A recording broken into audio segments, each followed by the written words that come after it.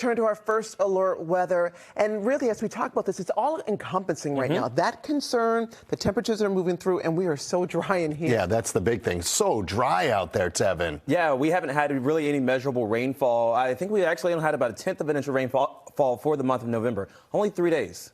Or we've had rain this month. Only 3 days. And we're still awaiting the rain, but the good news is the trend is our friend, I think, as we approach Wednesday night, throughout the day on Thursday, and even some of Friday as well. Rain will be here. We're still trying to fine tune in terms of the amounts, who gets what and how much, because there are some drier slots of air that will develop with this system coming in too. So it will not be a drought busting rainfall, but every little bit will help too. One thing that isn't helping the situation, the warmer air. Of course, with warmer air, the evaporation rates are much higher. Thus, the air continues to remain dry over the next several days. Now, folks, we'll like dry weather for Thanksgiving week. If you're doing any sort of traveling next week, it seems like much of next week, including Thanksgiving Day itself, should be dry across the Northeast. Here's a look at satellite and radar right now. We're not totally dry, although there are some pockets of rainfall across far western Massachusetts and northern Vermont, and also portions of New Hampshire and Maine, perhaps even some light snow flurries across northern New England. But for southern New England, it stays dry all day. There may be 1 or 2 quick shots of showers through Worcester County here in the next hour to 2 hours or so.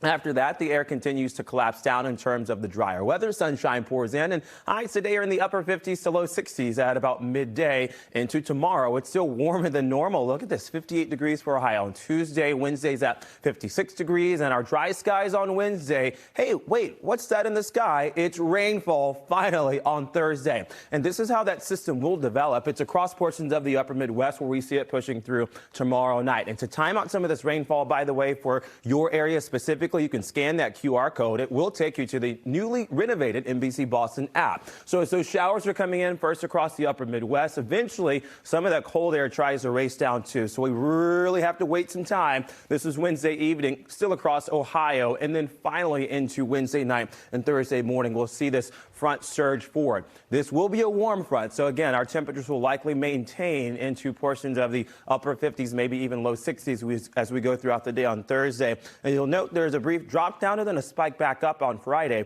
So it's not totally dry as we near Friday, but I think most of us should maintain drier skies overall. The next 7 days likely to bring in ½ an inch of rainfall. And remember, if we get ½ an inch of rainfall in 1 day, that would be the most rain that we've had in a single day since September. Of course, a lot of folks looking towards the next week, too, for Thanksgiving. We'll talk more about that travel outlook and your full 10-day forecast coming up in the next couple of moments.